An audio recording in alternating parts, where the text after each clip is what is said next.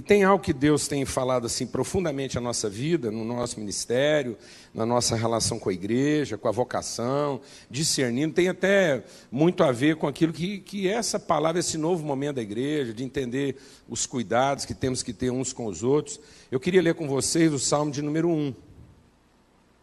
Salmo 1, que diz assim: bem-aventurado o homem que não anda segundo o conselho dos ímpios, nem se detém no caminho dos pecadores, nem se assenta na roda dos escarnecedores.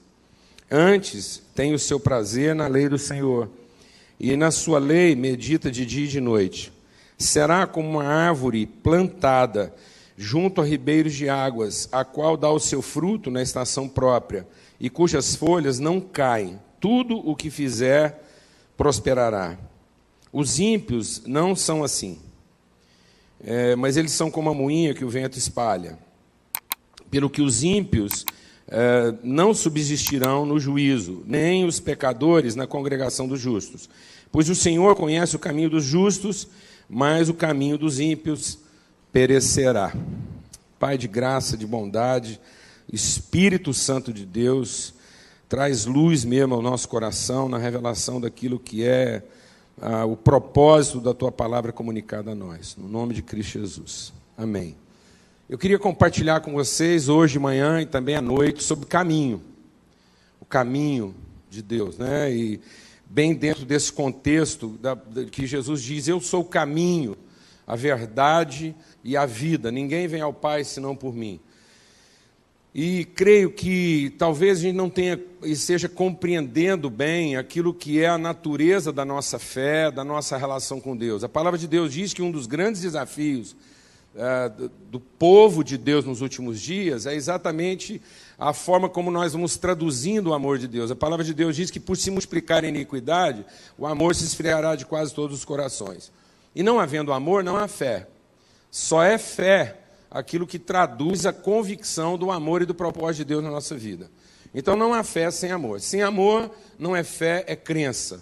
Então a fé é a instrumentalidade do amor.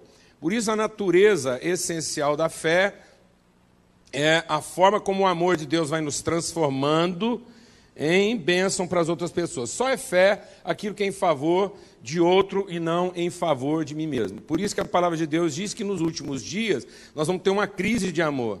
E tendo uma crise de amor, nós vamos ter uma crise de fé.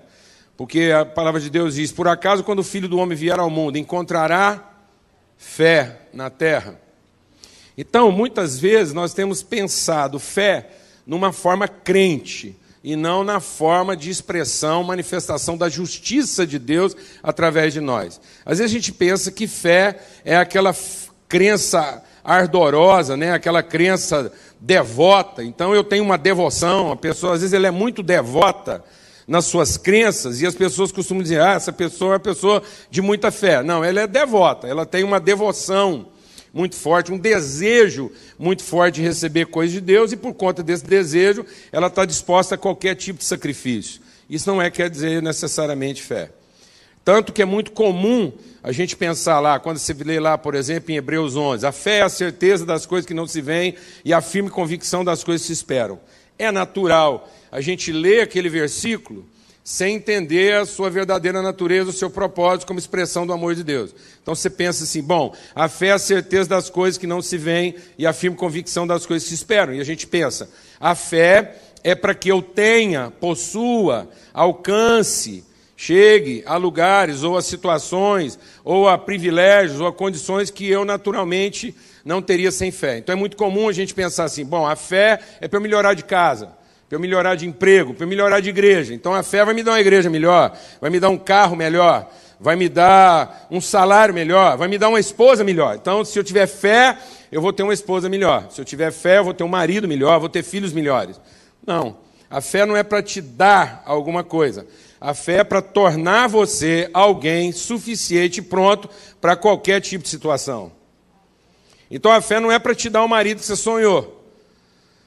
A fé é para tornar você a mulher que ele precisa que você seja, apesar de ele não ser o homem que você sonhou. Glória a Deus, amados. Então, amém. Então a fé não é para te dar a mulher que você quer. A fé é para te tornar o homem que ela precisa enquanto ela não é a mulher que você deseja. Glória a Deus, amado. Então, a fé é para um quem, e não para os nossos quês. Então, quando a Bíblia fala das coisas que ainda não se veem, está falando das virtudes de Deus que ainda estão ocultas em nós e que pela fé serão manifestas. Então, a fé não é para que eu tenha uma vida mais fácil. A fé é para que eu me torne um homem constante e maduro, apesar de uma vida difícil. Glória a Deus, amado. Então, quando a palavra de Deus está falando de a fé dos invisíveis, são os invisíveis a meu respeito. O quem de Deus que eu sou e que ainda não está claro, muitas vezes, nem para mim. Mas pela fé, eu sei que eu vou dar conta de uma situação dessa, porque eu sei que todas as coisas cooperam. Então, a fé é para me transformar no quem de Deus. Então, quando Deus falou que faria de mim um filho dele, então a fé veio do quê? De que eu sou filho de Deus, então, como filho de Deus, eu serei aperfeiçoado até que a perfeita imagem de Deus seja revelada através de mim aos irmãos. Amém? Porque é muito comum isso, né? Às vezes você está conversando com alguém, ele fala, não, mas do jeito que você está falando aí, parece que só Jesus dá conta. Não, mas ele era Jesus, ele é o Filho de Deus, só ele dá conta. Não, mano. A fé é para que eu saiba que eu posso ser alguém exatamente como Jesus. Tão filho de Deus, tão obediente, tão submisso, tão eficaz, e tão santo quanto Cristo foi na terra. Glória a Deus, amados. Então, ele é a referência. Ele é a minha referência de fé. Então, ele é o meu visível do invisível. Então, eu posso olhar para Cristo e ver que Deus materializou nele o padrão de todos os filhos de Deus. Ele é a medida do varão perfeito. Então, todas as coisas acontecem, tudo que Deus deu, tudo que Deus concedeu, é para quê? Para que, ao fim, nós sejamos aperfeiçoados até chegarmos à medida do varão perfeito. Então, é esse varão, essa mulher, esse homem de Deus, ainda invisíveis em mim, que pela fé eu tenho certeza que se tornará visível. Quando a gente olha lá para o texto de Hebreus 11, que fala lá, que a gente chama aquilo lá de a galeria da fé. Então, quando você vai olhar lá em Hebreus 11, você vai observando que a fé foi para transformar aquelas pessoas em pessoas o quê? Completas e maduras. E não para dar para elas o que elas gostariam de receber ou de dar para elas assim favores que elas não mereciam. Então, a graça, essa graça que é o favor imerecido, essa graça que me salva e que pela fé eu vou ser apto agora para boas obras, então eu sou salvo pela graça, para que mediante a fé eu pratique boas obras, é porque essa graça me concedeu o favor de ser alguém que naturalmente eu não seria, e não de ter coisas que naturalmente eu não teria. Amém, amado? Então a graça opera um quem, e não os meus quês. Glória a Deus. Então, esse é o favor de Deus revelado, de modo que agora eu era filho da ira, da desobediência, e pela graça eu fui chamado, fui predestinado. Então, há um predestino. Qual é o predestino? Em Cristo há uma presciência, um predestino, um pré-propósito, um pré-desígnio de que nós seríamos filhos de Deus, e Deus está trabalhando para fazer com que a gente seja. Glória a Deus. Então, essa é a graça. Então, a graça é a forma como eu vou ser transformado em alguém que você olhando para mim, você não acredita, e tem hora que eu mesmo não acredito. Não, mas eu tenho fé. Eu tenho fé de que eu estou sendo trabalhado para ser essa pessoa, porque Deus diz que todos os filhos dele serão assim. Então, uma vez que eu recebo essa graça de ser salvo de uma condição humana para partilhar de uma condição divina, isso gera em mim uma fé para que as minhas obras sejam boas. Boas em que sentido? Porque eu não vou fazer mais nada em favor de quem? De mim mesmo, porque agora eu vou fazer em favor daqueles que ainda não conhecem a natureza de Deus, mas através de um filho vão conhecer. Porque quem vê um filho, vê o Pai que o enviou. Glória a Deus. Por que essa introdução aí? Porque o texto está dizendo o quê? De bem-aventurança. E quando ele está falando de bem-aventurança, ele está falando de um caminho. Então, a obra de Deus em nós é um caminho, é um processo, é uma trajetória. E às vezes nós estamos querendo que a obra de Deus aconteça em nós através de uma sequência de milagres, e não de um processo de transformação. Glória a Deus, amado. Amém. Às vezes nós estamos gastando todo o nosso tempo devocional em pedir para Deus milagres. E às vezes eu estou pedindo milagres para que eu não tenha que ser transformado.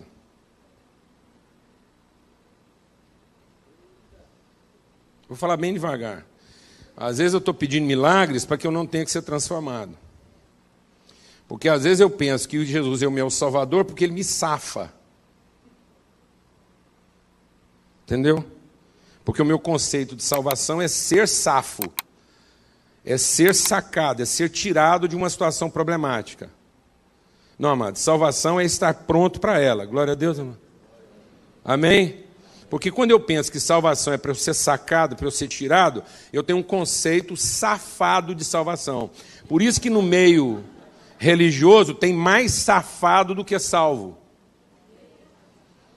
Porque tem um marido safado querendo que Deus opere um milagre de dar para ele uma mulher mais fácil. Quem está entendendo o que eu estou falando aqui, amado? Então ele está usando a religiosidade dele para se safar da mulher difícil que ele pode amar. Glória a Deus. Então tem muita mulher safada querendo usar a fé dela para se livrar de um marido difícil. Estão me entendendo isso ou não, mano? Então nós temos essa safadeza acontecendo no meio religioso, em que a gente gasta tempo pedindo milagres que nos safem. E não um conhecimento que nos insira, que nos coloque dentro de uma situação tenebrosa, onde eu posso ser a luz e a referência daquele processo. Então, quando a palavra de Deus está falando de caminho, não é um caminho de safadeza, não é um caminho em que eu vou me safar através da intervenção de um divino, mas é um caminho de conhecimento em que eu vou ser transformado pelo conhecimento de um pai, de uma natureza, de uma condição. Então, a salvação é um caminho na medida em que o meu entendimento vai sendo transformado no conhecimento do pai, e conhecendo o pai, consequentemente, eu estou conhecendo quem é o filho. Que nós somos filhos, que Jesus, sendo unigênito, filho único, deu a vida para se tornar primeiro de muitos, primogênito de toda uma família. Então a missão de Deus era formar uma família. Uma família de quê? De filhos. E Deus continua trabalhando nessa missão. A missão de Deus estará completa quando todos os seus filhos tiverem o quê? Completos à estatura de varão perfeito. Glória a Deus, amado. Então, a missão de Deus é nos aperfeiçoar. E esse é um caminho de aperfeiçoamento, de conhecimento. Eu estava relendo um livro antigo, do Otmani, que ele fala sobre espírito de sabedoria e revelação, e ele diz lá, né, que muitas pessoas admiram Deus, buscam Deus, querem Deus. Mas talvez a grande maioria não conhece Deus. E Deus não quer ser admirado, Deus não quer ser louvado, Deus não quer ser reconhecido como Deus. Deus não criou todas as coisas para ser reconhecido como Deus. Um Deus que cria tudo que criou para ser reconhecido como Deus é um Deus em crise de identidade. Então um Deus que está precisando ser reconhecido como Deus, ele está em crise de identidade. Então Deus não criou tudo para que o poder divino fosse reconhecido. Mas Deus criou todas as coisas para que a natureza paterna de Deus fosse conhecida. Então Deus não quer ser reconhecido como Deus, Deus quer ser conhecido como Pai. Glória a Deus, amados. Por isso eu vou falar uma coisa que, às vezes, teologicamente, eu até costumo dizer que uma boa doutrina, para ser uma boa doutrina, ela tem que ter potencial para ser uma péssima heresia. Porque a doutrina, para ser boa, ela tem que se garantir por ela mesma, porque se tiver algum gatilho para proteger a doutrina, ela já não é tão boa. Então ela tem que correr o risco de ser a pior das heresias. Então é o seguinte, não há caminho para Deus. Porque Jesus não é caminho para Deus. Porque uma vez que Deus, na sua divindade, é onipresente, ele, em tese, está perto de tudo. Está perto, inclusive, de Satanás e dos seus anjos. Deus conversa com Satanás e dos seus anjos de perto, porque ele é onipresente. Então, não haveria necessidade de caminho para Deus, não há caminho para Deus. Porque Deus está revelado em todas as coisas criadas. Deus está até perto de uma planta lá descerebrada. E então, a planta experimenta a divindade sem percorrer caminho. Quem está entendendo o que estou dizendo? Então, não há caminho para Deus. Porque isso que Jesus não é caminho para Deus. Jesus é caminho para quem? Para o Pai. Porque Deus na sua paternidade não é onipresente. Deus na sua paternidade só pode ser conhecido na relação. Então Deus como Pai não pode ser conhecido pelo poder. Deus como Pai só pode ser conhecido pelo amor. Alguém que tem experimentado o poder de Deus não necessariamente conheceu o amor do Pai. Então tem muita gente tendo experiência com o poder de Deus e até hoje não tem conhecimento do amor do Pai. Tem muita gente buscando mais experiência com o poder de Deus sem conhecer o amor do Pai e sem conhecer qual é a vontade do Pai para todos os seus filhos. Então muita gente hoje frequenta cultos buscando mais poder de Deus sem querer conhecer a vontade do Pai. Todo mundo que já teve um filho adolescente sabe do que eu estou falando. Então, os filhos, quando começam a amadurecer, eles conversam com o pai como quem pede mais poder, mas não como quem quer conhecer a vontade. Então, pai, me dá o que é meu direito, me dá o poder que eu tenho de dirigir o carro, de usar o dinheiro, mas, pelo amor de Deus, faz escalado, porque eu não estou interessado em ouvir o que o senhor tem para dizer sobre isso.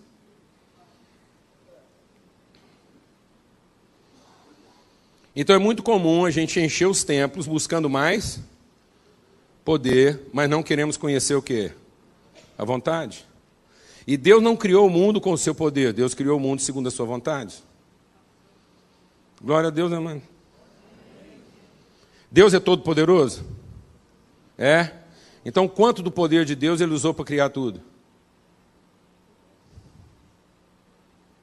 Não sei. Com certeza não foi tudo, senão não tinha sobrado poder para Ele continuar administrando. Está entendendo o que estou falando? Não? Amém? Então, o lance não é ter todo o poder, o lance é ter o poder antes de qualquer vontade. Foi por isso que quando Jó estava tendo uma crise de poder, Deus revelou para ele um princípio de vontade. Falou, Jó, é o seguinte, quando eu estava criando tudo, você não estava aqui para compartilhar a minha vontade, nem para opinar como é que tinha que ser feito. Então agora você fica calado e conheça a minha vontade. Porque até agora você está tendo uma crise de poder.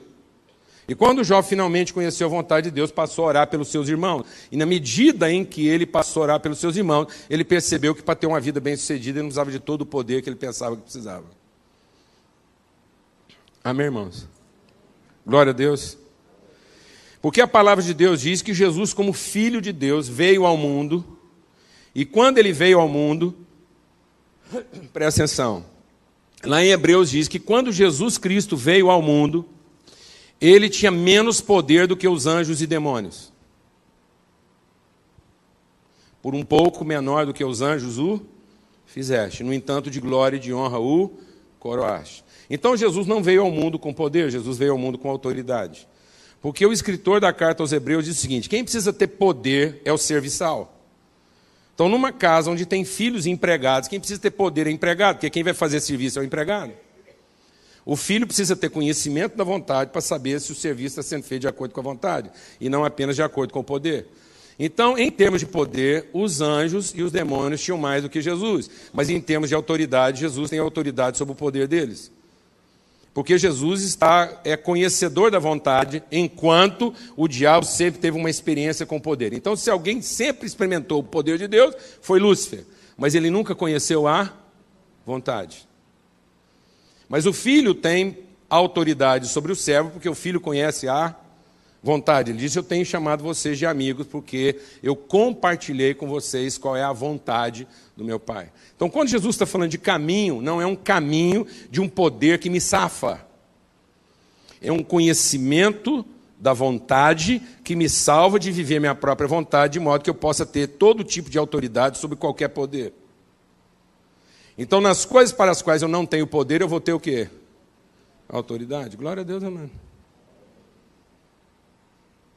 E às vezes você vem aqui rezar para Deus te dar poder sobre a mulher difícil, poder sobre o marido difícil, poder sobre o emprego difícil, poder sobre o filho difícil. E Deus não quer te dar isso. Deus quer te dar conhecimento da sua vontade, para que no meio dessa situação, você tendo conhecimento da vontade de Deus, você tenha autoridade para resolver aquilo para o que você não tem poder. Glória a Deus, amado. Então, o caminho da salvação é um caminho de conhecimento e não de empoderamento. Quem está entendendo o que eu estou falando? Então, não é um caminho que me aproxima de mais poder, mas é um caminho que me aproxima de mais conhecimento. Então, é um caminho que leva ao conhecimento do Pai e não necessariamente a uma maior experiência com Deus. Por isso que os discípulos ficaram doidos com Jesus, porque Jesus, enquanto ia cumprindo a vontade de Deus, ele ia o quê? Abrindo mão do poder para ter toda a autoridade. Porque ele sabia exatamente qual era a vontade do Pai. Glória a Deus, amado. Então, esse caminho é um caminho interior, porque, inclusive, esse salmo aqui diz uma coisa tremenda, porque esse salmo, ao falar de bem-aventurança, ele usa várias vezes a expressão caminho. Caminho, não anda, não assenta. Então, ele está falando de um movimento, que na nossa cabeça é um movimento o quê? Externo. Quem está entendendo o que eu estou falando? Porque quando a gente pensa que Jesus é o caminho para Deus, eu penso o seguinte, Deus está no futuro, E em Jesus eu posso chegar cada dia mais perto. Então eu fico pensando que a minha salvação está para o dia de amanhã. Quem está entendendo o que eu estou falando? Porque foi o capeta que fez a gente pensar que a salvação está numa relação tempo-espaço, e não numa relação de conhecimento. Glória a Deus, amado. Então a sua salvação é hoje e não amanhã. Não é quando você tiver todo o poder que você deseja ou acha que precisa, mas é quando você assumir a responsabilidade e o compromisso com o conhecimento que você já tem. Amém, mano? Então, em lugar de ficar pedindo mais poder, eu tinha que apresentar mais compromisso. Glória a Deus, amado. Então é hoje. Aleluia, irmão. Posso ouvir um amém? Estou vendo tanto vocês estão animados. Glória a Deus, amado. Aleluia. Porque é conhecimento. Por isso que Paulo diz, eu oro para que vocês sejam fortalecidos onde? No vosso homem interior. Porque na medida que esse homem interior é fortalecido, ainda que o nosso homem exterior, e o nosso homem exterior representa o quê? Poder, capacidade, competência, são os aspectos visíveis. Mas mesmo que esse homem exterior se corrompa, se degenere, perca força, o meu homem interior se renova. Fé, conhecimento, certeza, convicção, ainda que todas as circunstâncias digam ao contrário, eu represento a vontade de Deus para aquele momento. Então não é o poder do que eu tenho, do que eu posso, é a autoridade do que eu conheço, do que eu represento. Então o filho, ele é cheio de autoridade, não pelo poder que ele tem, mas pela vontade que ele representa. Glória a Deus, amado. Então se eu não for representante da vontade de Deus, não adianta eu ter todo o poder, porque eu não vou ter nenhuma autoridade. Amém? Por isso esse texto que fala de bem-aventurança, se ao falar de bem-aventurança fala de caminho, ele usa a figura de uma árvore plantada. Ora, não tem coisa mais absurda do que você falar de caminho e usar como figura uma árvore o quê? Plantada. Então ele está dizendo, olha, a bem-aventurança é um caminho. E a figura desse caminho é uma árvore plantada. Pronto, como é que faz? É um caminho ou é uma árvore plantada? Amém? Está quente. Glória a Deus, amado, mas vai ficar só nisso. Essa congregação aqui tem uma tradição perigosa, eu vou parar aqui.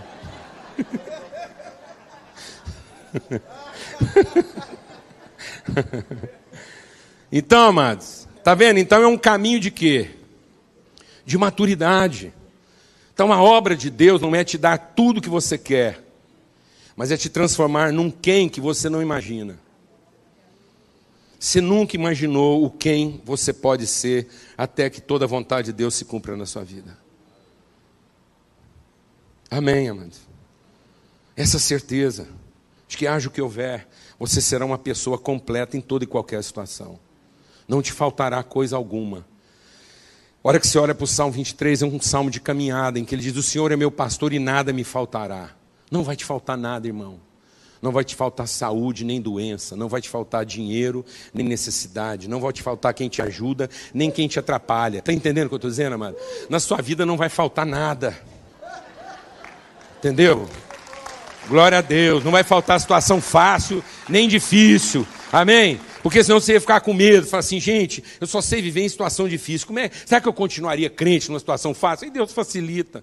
E você continua filho de Deus. Glória a Deus. Aí você está lá, gente, mas minha vida foi tão fácil e tal. Será que eu vou continuar filho de Deus assim, firme numa situação difícil? Aí Ele te providencia a situação difícil para não te faltar nada. Glória a Deus. Aí você está trabalhando lá, todo mundo te ajuda. Você fala, mas desse jeito é bom demais. E se alguém me atrapalhasse? E se eu fosse traído, por exemplo? Se eu fosse traído? Aí Deus arruma um traidor, põe um traidor no seu time lá. Para você não ficar curioso e não te falta nada. De modo que no fim você é uma pessoa completa. Amém? Você aprendeu a ser completo em toda e qualquer situação. Essa fé em quem Deus é e quem Ele fará de nós como verdadeiros filhos dele. Essa é a vontade de Deus. Essa é a vontade que Ele diz o quê? Façamos. Façamos, presente contínuo. Então eu preciso entender que a vontade de Deus se dá num processo. E não num ato miraculoso. É um processo de crescimento, de maturidade. Então Jesus é o nosso exemplo de salvação. Jesus é a nossa referência, é a nossa luz salvadora. Ele é o nosso Salvador, por quê? Porque Ele mesmo, como Filho de Deus, sem pecado, Ele se submeteu à vontade de Deus de ser Cristo. Então o próprio Jesus é salvo como homem. O homem Jesus é salvo na figura eterna do Cristo. Então, na medida em que Jesus submete a humanidade dele à vontade eterna de ser o Cristo de Deus, ele está salvando a todos os seus irmãos, salvando a si próprio de querer salvar o homem. Glória a Deus, amado. Então Jesus não quis salvar o homem. E a palavra de Deus diz o quê? Não quis salvar o homem, Jesus, porque ele se submeteu à vontade de Deus de ser o Cristo em favor dos seus irmãos. Glória a Deus. E assim ele foi o homem perfeito, o homem completo, como todo homem e mulher de Deus tem que ser. Amém? Esse é o caminho da salvação. O caminho da salvação é que você, até o fim da sua vida, esteja 100% compromissado com a vontade eterna de Deus. Que você não tenha outra vontade na sua vida, a não ser dizer: Deus, eu quero ser perfeito como filho. Quero amar como filho, servir como filho. Eu quero que as pessoas, ao olharem para mim, digam: eu vi um filho, vi o Pai que o enviou. Um caminho de salvação. Assim como em Cristo nós temos esse caminho, Ele é a nossa luz e agora nós somos a luz dos nossos irmãos. Então a gente hoje comete um pecado religioso, que é achar que nós temos que levar as pessoas a Jesus. Nós não temos que levar as pessoas a Jesus, nós temos que trazer Cristo a elas. Glória a Deus, irmão. Ninguém vai conseguir levar ninguém para Jesus. Alguém aqui vai conseguir levar uma pessoa para Jesus? Você não vai conseguir levar ninguém para Jesus. Ele não está aqui. Ele foi embora, está com o Pai, mas Ele deixou o seu Espírito. De modo que assim como Ele revelou a natureza do Pai, agora a sua igreja, o seu povo, a sua família, leva Cristo às pessoas. Nós somos o corpo de Cristo, a manifestação. De modo que o mesmo Espírito que dominava a mente de Jesus e fazia dele o Cristo de Deus, agora é o mesmo Espírito que domina a nossa mente e nosso coração e faz com que a gente tenha 100% de compromisso com a vontade do Pai. De modo que você está pecando religiosamente quando você fica tentando levar sua mulher para Jesus. Você não é mulher, não está precisando que você leve ela para Jesus. A sua mulher precisa que você traga Cristo para ela. Porque quando você quer levar sua mulher para Jesus, você está querendo se safar do problema, dizendo que o problema é de Jesus. E o problema é seu. Porque agora, assim como você conhece a Cristo, ela também vai conhecer Cristo através de quem? De você. Glória a Deus, amado. De modo que nós não fazemos nada sem discernir o corpo de Cristo. Nós somos o corpo de Cristo, somos a família. Esses domésticos da fé são a família de Deus. Por isso que nós temos que começar mesmo com os domésticos, para que Cristo seja conhecido onde? Em nós. Cristo em nós. Essa é a esperança da glória. Nós estamos querendo encher o céu de seguidores de Jesus, mas não queremos encher a nossa vida de família de Deus. Nós queremos apresentar as pessoas para Jesus, mas não queremos ter compromisso nem responsabilidade com elas. Porque eles são filhos de Deus, mas não são nossos irmãos. Quem está entendendo o que eu estou falando aqui? Amém? Então esse caminho, quando fala a palavra de Deus, fala aqui, ó, é um caminho de salvação. Esse caminho da bem-aventurança é o caminho da maturidade, é o caminho do conhecimento, é o caminho percorrido internamente. Então agora eu estou percorrendo esse caminho internamente, é uma árvore plantada. E que caminho é esse? É o caminho que vai da semente, que é a palavra que eu recebi, ao fruto que eu materializo. Esse é o caminho da salvação. Esse é o caminho da bem-aventurança. Então eu vou poder dizer que eu estou plenamente salvo quando eu consigo materializar de maneira plena todo o fruto que Deus quer materializar através de mim em favor dos meus irmãos. De modo que eu não vivo mais em função de quem? De mim mesmo. Eu não estou à busca de poder, eu estou à busca da vontade. Eu não me preocupo com o poder. Eu não tenho que me preocupar com o poder. Eu não tenho que ficar pedindo para Deus mais poder. Eu tenho que pedir para Deus mais conhecimento, porque quem tem conhecimento e compromisso integral com a vontade, terá todo o poder. Ou não terá nenhum poder. Porque a vontade pode se manifestar com muito poder. E, se necessário, com nenhum poder. Para que as pessoas entendam que eu tenho compromisso não com o poder, mas com a vontade. Que vontade é essa que eu seja um instrumento que dá materialidade à semente incorruptível do amor de Deus que foi plantada em mim. Essa semente não se corrompe, ela não se degenera, de modo que na minha vida tudo pode se degenerar, mas não o homem espiritual que eu sou, para a glória do Pai. E quando esse homem espiritual começa a operar e agir, a luz dele brilha de tal maneira que as pessoas verão essa luz e vão glorificar o Pai que nos enviou. Então é um caminho de crescimento interno, de conhecimento interno. De modo que é o caminho do conhecimento do Pai e não da proximidade de Deus. De forma muito... Deixa Deus ministrar algo ao seu coração, porque isso é um mistério. De forma muito curiosa, Jesus como filho, ele vai ficando tanto mais perto do Pai, quanto mais longe de Deus ele está disposto a ficar. Jesus foi ficando tão longe de Deus por amor dos seus irmãos que não podia mais contar com o seu poder. O poder de Deus não podia fazer mais nada por ele. A ponto dele dizer o quê? Para onde o Senhor foi? Porque o seu poder saiu de mim. Porque ele estava no limite extremo do quê? Do caminho do conhecimento. Mais ou menos como o rio que vem do trono de Deus. Amém, amado? Um rio que fica tanto mais profundo, quanto mais longe ele vai. Glória a Deus. Glória a Deus, amado. Mas às vezes a gente quer viver uma relação infantilizada com Deus, achando que perto de Deus é próximo. Não, amado. Próximo de Deus é longe. Amém? Quanto mais longe do poder e dos benefícios de Deus para revelar o amor do Pai, tanto mais profundas serão as águas que eu vou navegar. Porque são águas que eu não tenho controle. Glória a Deus, amado. Amém? As águas do conhecimento de Deus, elas são tão profundas e distantes do poder que eu perco todo o poder, inclusive o poder que eu tenho sobre a minha própria vontade. Glória a Deus, amado. São águas que eu não posso passar como? Caminhando ou confiando na minha própria capacidade. Por isso que a palavra de Deus diz, maldito o homem que confia no outro homem. Não, maldito o homem que confia em si mesmo quando tem que tratar com outro homem.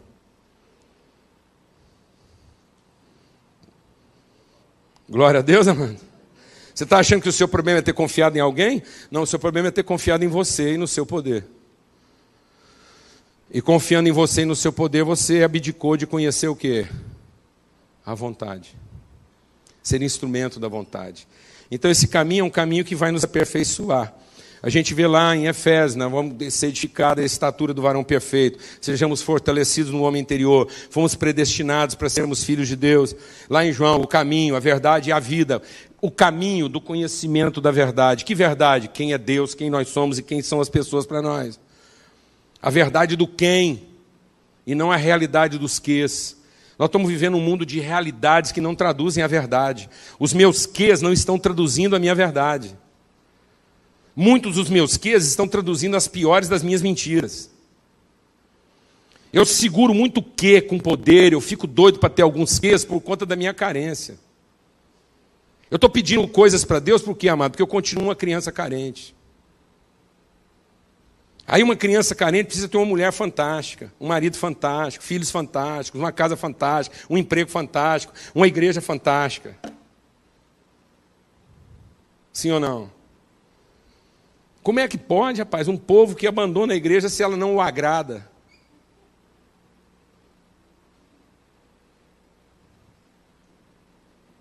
Não gostei. Não estou gostando. Essa igreja não é abençoada. Não é mesmo, não. Vai embora, que às vezes ela melhora. Esse dia um irmão virou para mim e falou assim, Paulo Júnior, fiz tudo errado, minha vida está uma bagunça, e casei com mulher achando que era a mulher da minha vida, o treino deu certo, bagunçou tudo. Menino novo, 23 anos, já está com esse drama todo. E ele falou assim, eu vim aqui te procurar porque você conhece muita gente no mundo inteiro, vim te pedir sua ajuda. Eu falei, o que você quer que eu te ajude? Ele falou o seguinte, arruma um lugar bom para mim ir. Você conhece muita gente, arruma um povo bom, um lugar legal que eu possa ir lá e reconstruir minha vida. Eu falei, rapaz, não posso fazer isso. Não tem como eu te ajudar nisso. Ele falou, por que não? Porque é o seguinte, esse lugar bom que você está falando, onde o trem funciona, que você acha fantástico, maravilhoso, poderia te ajudar, só é bom que você não está lá. Porque se você chegar lá, vai estragar. Porque um cara do jeito que você está hoje, carente, mal resolvido, querendo só coisa boa, vai estragar. Eu não posso fazer isso com os amigos lá. Eles são meus amigos, sou seu amigo, então eu não vou bagunçar a vida de ninguém. Então nós vamos fazer o seguinte, nós vamos ajudar você aqui onde você está mesmo, que nós já te conhecemos, a podriqueira que você está e a bagunça que você virou. E aqui não tem jeito de você estragar mais, porque aqui já está muito bagunçado. Então, em vez da gente estragar o que está bom, nós vamos consertar a partir do que está ruim aqui. Glória a Deus, irmão. Como é que manda um cara desse para algum lugar? O trem lá só está bom porque ele não está lá. Ele chegou lá, vai bagunçar tudo. Sabe por que tem muita gente que não acha que o culto foi ungido? É porque ele é o buraco negro do universo. Essa pessoa, ela drena tudo onde é que ela está. Ele é um sumidor de energia. O pastor até estava preparado para pregar bem, mas chegou aquele sumidouro, ele fica lá drenando tudo, acabando com a unção. Ele é um sorvedouro. Alguém aqui sabe o que eu estou falando ou não, irmãos? Um saco vazio, furado. Porque ele não tem noção de propósito, ele não tem conhecimento de vontade, ele é um consumidor de poder. Ele drena. E Jesus não, Jesus vai se esvaziando para encher. Então, a palavra de Deus diz que agora nós somos transformados de glória em glória, de fé em fé, com o nosso rosto descoberto. Deus quer tirar nossas máscaras. Deus quer remover as máscaras da nossa realidade para revelar a verdade a respeito de nós. Glória a Deus, amado. Então, com o rosto descoberto, nós vamos sendo transformados de glória em glória na perfeita imagem de quê? Do Pai. É isso que Deus quer fazer com você e comigo. Esse é o caminho, a árvore na sua plenitude. Por isso a palavra de Deus diz que a vontade de Deus se cumpre quando a árvore dá fruto. Se ela não dá fruto, ela está fora da vontade. Agora, o que é uma árvore que não dá fruto? É aquela que desfrutou o poder e não transformou isso em cumprimento da vontade. Está claro isso ou não, amado? E qual é o cumprimento da vontade? Que você dê fruto. O que significa fruto? Gente, pessoas. Então você passa o tempo todo aqui pedindo para Deus mais quês e às vezes não pedindo para Deus mais quens. Porque a palavra de Deus continua a mesma. Ele abençoou o homem e disse o quê? Agora você frutifica, você multiplica. E quando ele estava falando de frutificação, de multiplicação, de encher a terra, estava falando de quê? Da gente aumentar o patrimônio? Um ano você tem uma casa, um outro ano você tem duas, um ano você tem um carro, no outro ano você tem três. Não, amados. Significa o seguinte, que num ano você tem um carro, você está só você e sua mulher nele. No outro ano, está mais 3 junto com você. Aí, depois, você tem que comprar uma Kombi. Quem está entendendo o que eu estou falando aqui? Amém, amados? Você não quer aumentar a sua casa, você quer pôr mais gente dentro dela. Glória a Deus, irmão! Porque nada mais satânico do que uma vida limpa e organizada e vazia de gente. Então nós estamos pedindo o poder de Deus para ter nossa vida limpa e organizada. Mas não estamos pedindo a vontade de Deus para ter nossa vida cheia de gente. E vou te falar uma coisa, quando você manda um capeta embora da sua vida, ele volta. Não é talvez volte. É com certeza voltará. Todo poder, todo principado que um dia foi tirado da sua vida, ele volta. E se no período que ele esteve fora, você só se ocupou de limpar e organizar, ele vai trazer consigo outros 7. Porque o propósito de Deus não é você usar o poder para manter sua vida limpa e organizada, mas é você ficar liberto de tudo aquilo que te oprimia, para você conhecer a vontade. E a vontade é que você enchesse a sua vida de gente, e não de coisas para você limpar e organizar.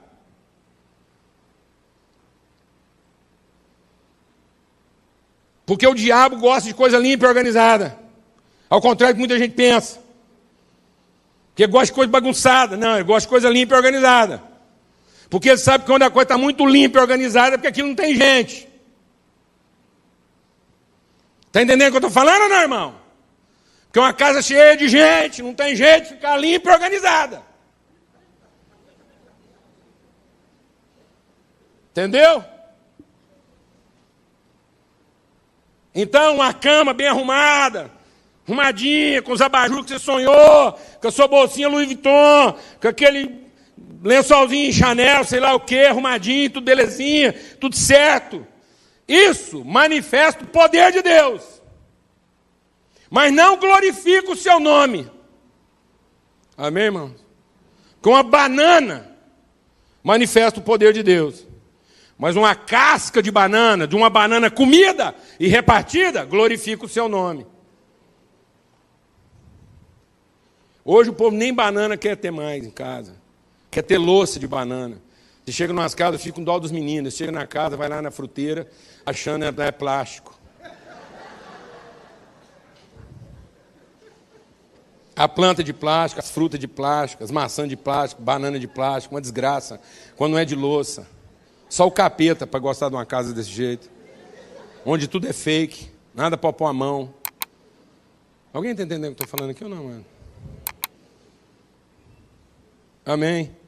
Porque qual é o caminho? O caminho é te tornar um filho bem resolvido, que não demanda, que não transfere carência. E aí eu quero concluir dizendo que há 3 aspectos rápidos aqui. Não assusta não, porque eu falei 3 aspectos, falei, não, agora vem 3 pontos da mensagem. Não, é 3 aspectos simples. Amém? Uma pessoa bem-aventurada que está sendo amadurecida por Deus, ela é uma pessoa relevante. Isso quer dizer o seguinte, ela dá fruto. Tem gente na vida dela. Amado, eu vou te falar uma coisa. O ano do seu carro, a casa que você mora, o salário que você ganha, não glorifica a Deus. Não vem apresentar isso como bênção, não. Porque se isso não está sendo transformado em gente, essa é a sua maldição. Porque quando Deus vai repreender lá Sodoma e Gomorra e Corazim, ele fala lá, ai de ti, Corazim!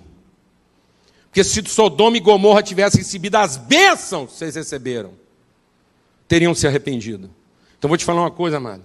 Ninguém vai ser condenado porque foi amaldiçoado. Porque o que vai nos condenar é não ter utilizado, segundo a vontade de Deus, as bênçãos que nós recebemos. Não está faltando bênção na vida das pessoas, como nós ouvimos aqui hoje. Está faltando conhecimento da vontade de Deus, para saber usar melhor as bênçãos que nós recebemos e fazer com que isso se multiplique em favor dos outros. Relevância. Faço uma pergunta para você essa manhã. Sua vida é relevante? Para quem ela é relevante? Há pessoas que podem testemunhar sua relação com Deus. Há pessoas hoje que estão sendo diretamente afetadas pela sua submissão à vontade de Deus. Quantas pessoas você poderia dizer hoje que são diretamente afetadas e transformadas e atingidas e influenciadas pela forma como você anda com Deus? Quem? Não seus quês, seus quens. Quando você terminar a sua vida, você vai apresentar o que para Deus? Uma casa limpa e organizada, que você cuidou bem do patrimônio, ou você vai apresentar pessoas? Jesus é o nosso Salvador, sabe por quê? Porque quando ele volta para o Pai, ele diz aqui, eis-me aqui e os filhos que o Senhor me deu. Você vai apresentar pessoas para Deus?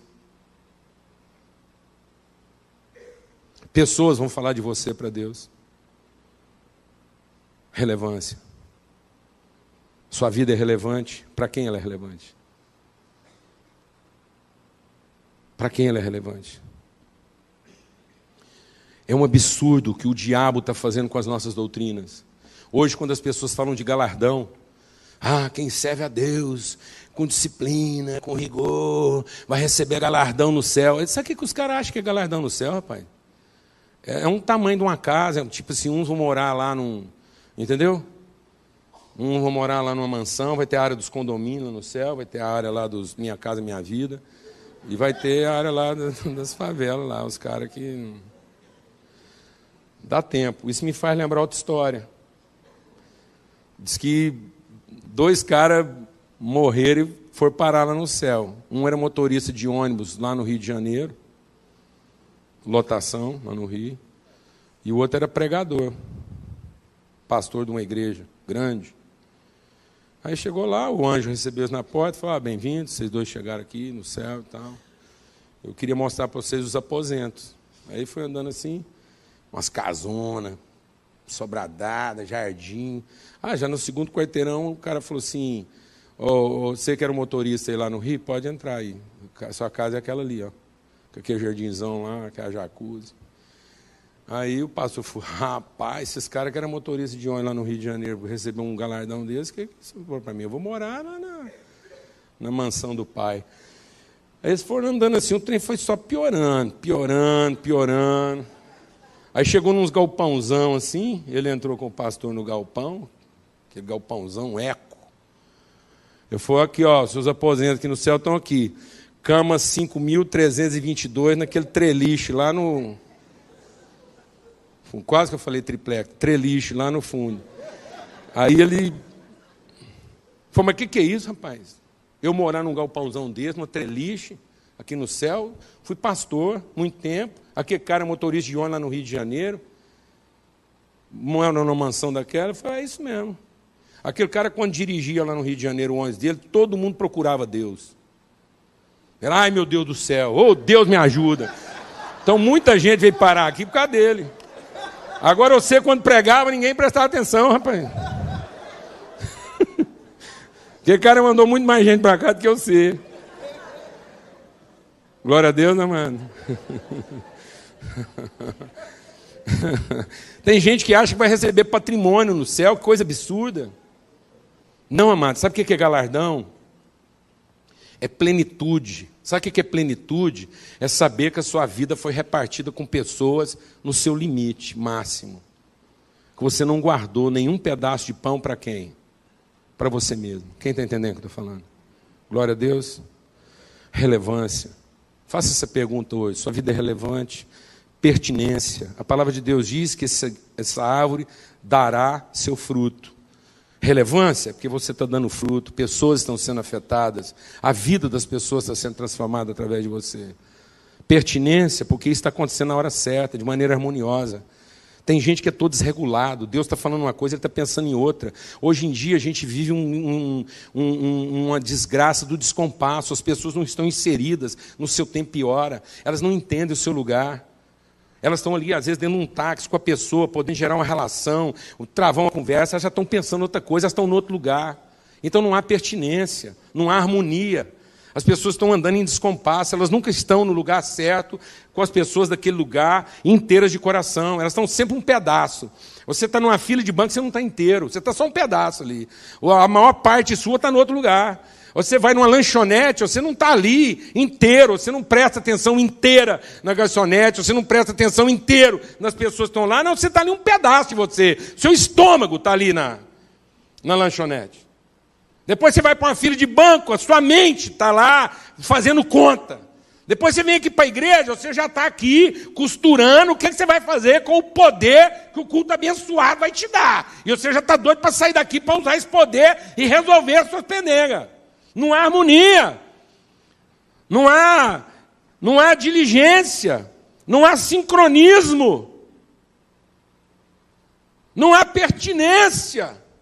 Um dos grandes segredos da vida cristã, de ser guiado no Espírito Santo, é você estar em harmonia, em perfeita harmonia com o movimento de Deus. Deus está se movimentando e você se movimentando junto com Ele. Um profundo senso de pertencimento, de integração com a vontade de Deus. Amém, amados? Então, quando você tem essa noção de relevância, que você está aqui para gerar fruto, e fruto é gente, você é uma evidência clara, materializada do que o amor de Deus significa. Quando você tem esse senso de pertinência, de harmonia, de sincronismo com a vontade de Deus, você se torna, além de uma evidência, você se torna uma referência. Então, quando eu ando na vontade de Deus, é evidente que o amor de Deus se materializa. Ele não é uma teoria. Ele não é um ideal. Ele não é um Jesus de 2000 anos atrás. Ele é Cristo agora, através da sua vida, da minha vida. É evidente que o amor de Deus, eu não estou falando de uma locubração, não é uma ideia. É evidente que o amor de Deus está aqui, através de nós. E isso passa a ser uma referência. Isso dito com passo, é o relógio que marca a hora. Sou filho de relojoeiro. E meu pai me ensinou uma coisa. Foi, meu filho, é preferível um relógio quebrado do que um relógio desregulado. Eu falei, por quê, pai? Porque foi um relógio quebrado, pelo menos marca a hora certa 2 vezes por dia. Um desregulado marca a hora certa, nunca. Se o relógio quebrou às 10 ele marca a hora certa, às 22 ele marca também. É preferível você estar quebrado, amado, do que ansioso. Glória a Deus, amado. Aleluia. A ansiedade, a preocupação com a hora que não é essa, está tirando a sua pertinência. E a gente deixa de ser uma referência. E por último, constância. Somos relevantes, somos pertinentes, somos constantes. Sabe o que quer dizer isso? Que você não é bem sucedido só numa coisa. Não venha dizer que você é bem sucedido profissionalmente, é mal sucedido como homem de Deus. Não venha me dizer que para ser um homem de Deus você não pode ser bem sucedido profissionalmente. Não venha me dizer que para ser um homem de Deus você tem que ser mal sucedido na família. Não, amado. É em tudo, sempre. Um homem de Deus, ele é constante. Ele não é uma pessoa movida a sentimentos, nem a emoções e nem a circunstâncias. E em nome de Jesus, a igreja do Senhor Jesus tem que amadurecer. A gente está tão apegado ao poder que nós ficamos o quê? Inconstantes. Se a coisa está fácil, eu estou animado. Se a coisa está difícil, eu estou desanimado, estou deprimido. Olha a quantidade de gente deprimida hoje no meio do povo de Deus. Olha a quantidade de líderes que estão se deprimindo, estão enfiando no buraco. Por quê? Porque as circunstâncias se tornaram adversas. Não, amados, Deus quer que você seja constante. Constante quando tudo está favorável. Está favorável, você está constante. Está desfavorável, você está constante. Santidade não é mudar para ficar melhor. Santidade é ter consciência de natureza e não mudar, apesar de tudo ficar pior. Deus não muda. Ele quer que você não mude. Ele quer que você seja o quê? Constante, bem-sucedido em todas as coisas, em todo o tempo, em toda hora, em todo lugar. Amém? Vamos ter uma palavra de oração. Esse é o caminho. Deus quer te levar por um caminho de pertinência, de relevância, de referência. Que nós sejamos a resposta. Que haja uma ressonância, uma resposta, a forma como você responde. Deus manifesta a sua vontade e você é responsivo, responsável por essa vontade. Nós não queremos que Deus responda os nossos clamores, nós queremos responder ao clamor de Deus. E o clamor de Deus é quem? Deus não está pedindo o seu quê, Deus está pedindo o seu quem. Não venha aqui entregar o seu quê, se isso não representa o seu quem. Não venha aqui entregar dinheiro como quem paga uma taxa para ficar ali, para gastar o outro do jeito que você quer. Esse dinheiro aqui é maldito se você entende que ele não representa você. Ele representa os interesses de Deus. Então você pagou para Deus a parte dele e agora você está livre para fazer o que quiser da sua. Só é compromisso com o Senhor quando esse dinheiro aqui representa minha responsabilidade e não minha culpa.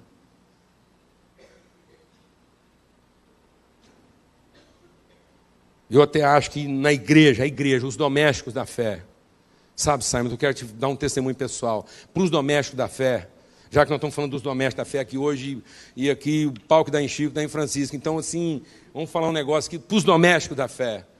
Para os domésticos da fé, nós não tínhamos que falar nem de oferta, nem de dízimo. Nós tínhamos que falar de responsabilidade. Porque os domésticos da fé tinham que vir perguntar de quanto que é a conta e qual é a minha parte. Entendemos isso, irmãos? Ou então não é um assunto de família. Ou lá na sua família as pessoas ofertam. Lá na sua família tem oferta? Lá na sua casa o pai dá oferta, a mãe dá oferta, filho paga dízimo? Não, lá em casa as pessoas têm que aprender a assumir o quê? Responsabilidade umas com as outras. Amém, meus irmãos? É esse quem que Deus quer nos tornar. Um quem maduro, um quem responsivo, um quem responsável, um quem correspondente de Deus. Amém, amado? Relevante, pertinente, constante. Em nome de Jesus. Pai, obrigado por esse tempo.